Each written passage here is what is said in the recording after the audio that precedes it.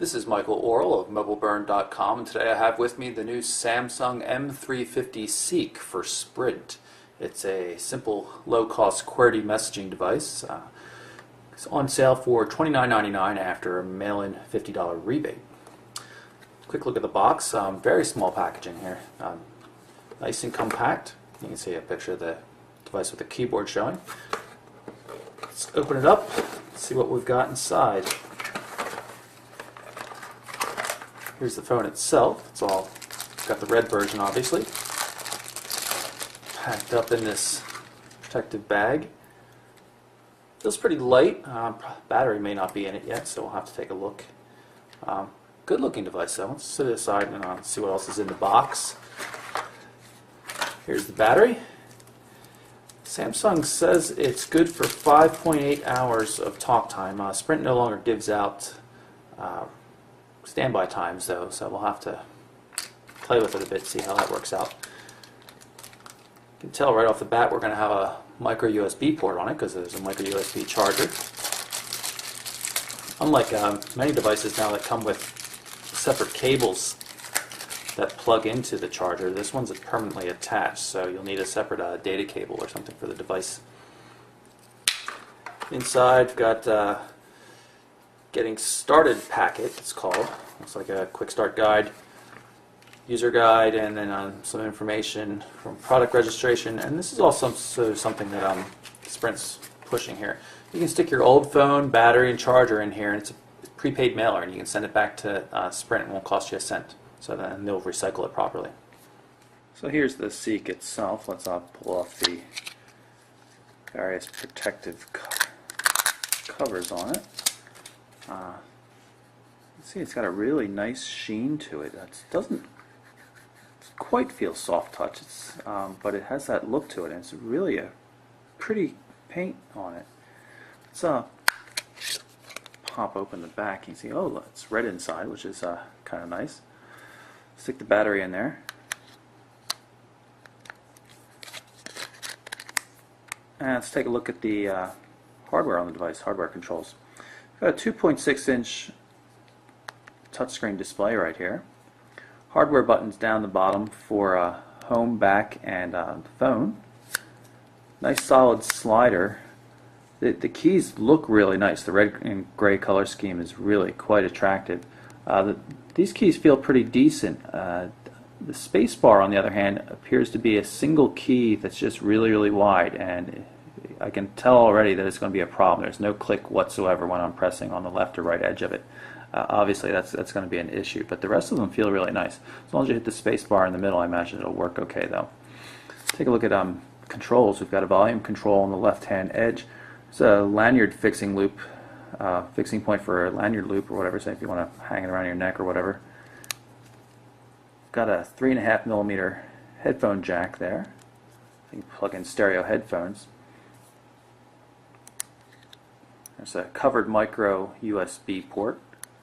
It's a power and lock key, a camera shutter button, and should point this out as well. This is a micro USB memory card slot. You can put up to a 32 gig card in there, which is kind of nice. So it makes it viable for a music player, especially since it has the 3.5mm headphone jack. Camera on the back, 1.3 megapixels, so not a high-end device by any stretch, but for $30, it's not too bad, especially a good-looking device like this. I mean, it's really quite attractive. I can see a lot of people liking it.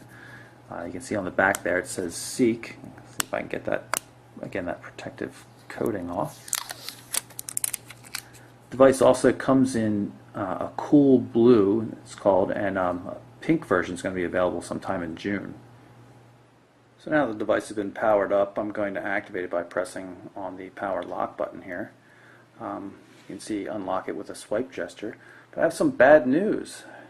Here in Marco Island, where I am at the moment, appears to be no Sprint service. At best I get a bar if I stand by the window. I've been unable to activate the device, so we're not going to be able to see much on here. Really a shame because it's a fun looking little handset. But let's take a look at what we've got here. You can see I'm messing with the 2.6-inch resistive touchscreen display. Turn the brightness up a bit, and I can change the dimming time.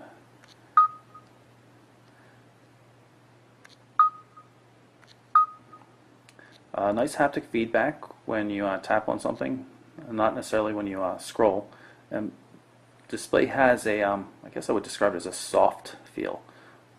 Not a problem, just pointing it out.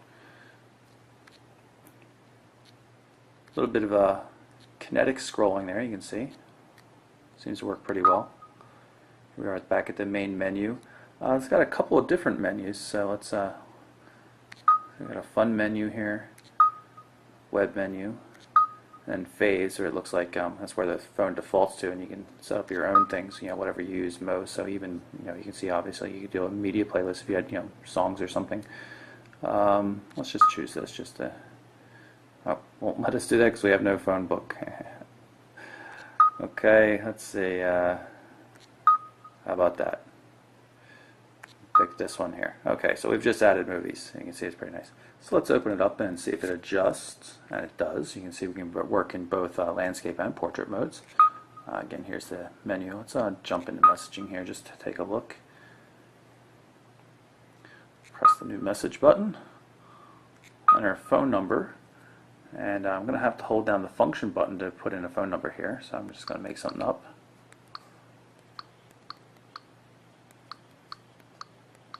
Hit done. I'm going to type in a quick message.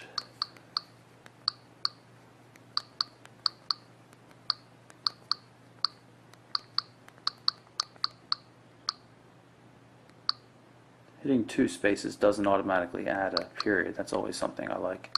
But otherwise it feels good. I mentioned, you can see I'm pressing on the left and right edges here of the spacebar, and it's doing absolutely nothing because it's really just one button. It's no wider than the B or the V key above it. So you really have to hit it in the center. Fortunately for me, that seems to be where my fingers were gravitating. So that went okay. You can see we can attach a picture, something like that. Picture, voice memo, back button out. Done with attachments, and theoretically we could send it if we had the phone activated. You can see we've barely got 1 bar of signal there. So obviously it's not going to be able to send out here right now. So I had to abort that message that was being sent since the phone has no service. I can't obviously send messages. You can see here it says that it was failed. I can tap on it without having multiple messages, though I can't really tell if it's threaded or anything like that. We're going to go delete it. Hit the delete button there, and then you select the message you want to delete. Okay, select that single one we have there, and then you drag this over, it looks like, and then it's gone. Pretty cool looking interface. I even like the fact that it has red color and stuff on it. There's built-in instant messaging support for AIM, MSN Live, and also for Yahoo.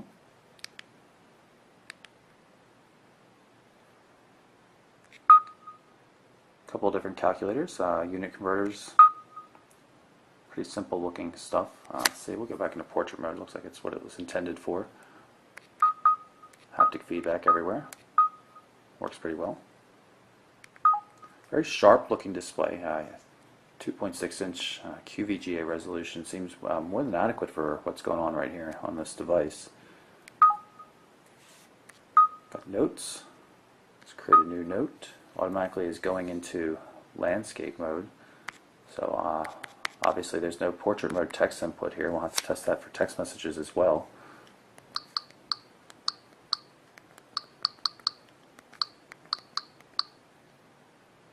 So there's our note. Let's just save that and create a second.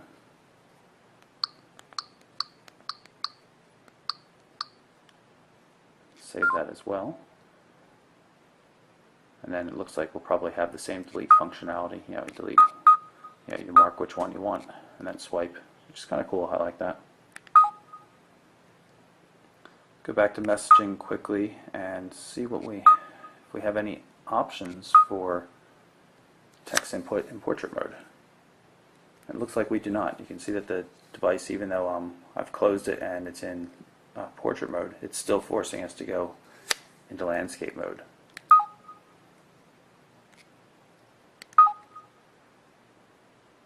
Calendar application.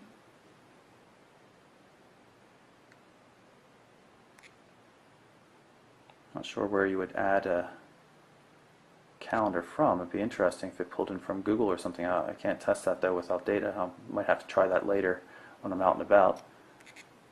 Personal calendar here. Doesn't look like there are too many options. It's kind of cool how you can easily switch dates though. Which month you're viewing. I kind of like that. It's quite intuitive.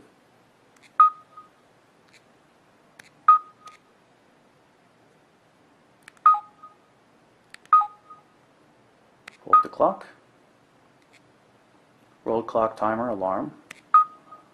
Looks like you can add multiple alarms and uses the exact same interface. Very intuitive, quite consistent. Yeah, I really like how they're running the interface on this. Everything's very visually appealing and quite easy to use.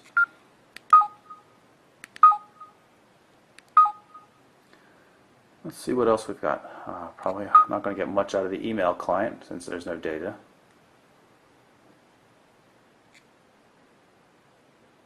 Yeah, we're not going to get past this point here, so.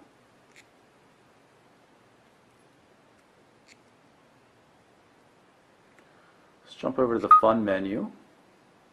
Wonder if a swipe gesture works. Nope, doesn't. Kind of looks like a swipe would be appropriate here, but it doesn't seem to work. Music player. Probably no tracks preloaded. There's no card, right? Doesn't come with a card. Camera. Can take a quick picture, I imagine. Nothing too interesting, just the floor there. No autofocus or anything, so really it's just point and shoot. Press the shutter button again, get it to go back. Simple to use. The user interface looks quite nice.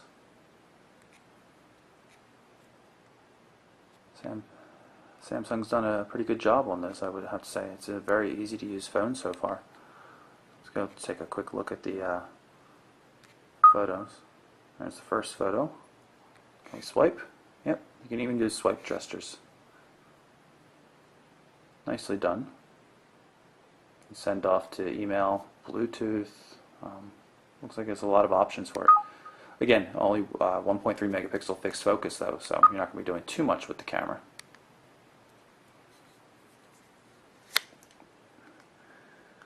Looks like there's Facebook clients, MySpace, Twitter as well, all pretty cool. And of course there's a web browser, but we're not going to be able to show you anything at all in the web browser without data. So unfortunately that's about all I can show you on the Seek. It's a really slick looking device. I really find it quite attractive. Has a nice feel to it. The resistive touchscreen, sharp, clear, maybe not as bright as it could possibly be, but very visually appealing overall. And the user interface, I'm very surprised at how much I like it. So, $29.99 after a $50 rebate from Sprint. Pretty cool looking. So, but unfortunately, I can't give you too much of an opinion on how it works as a phone or the data service and stuff like that. So, but for now, that's the Samsung M350 Seek. I'm Michael Orrell for MobileBurn.com.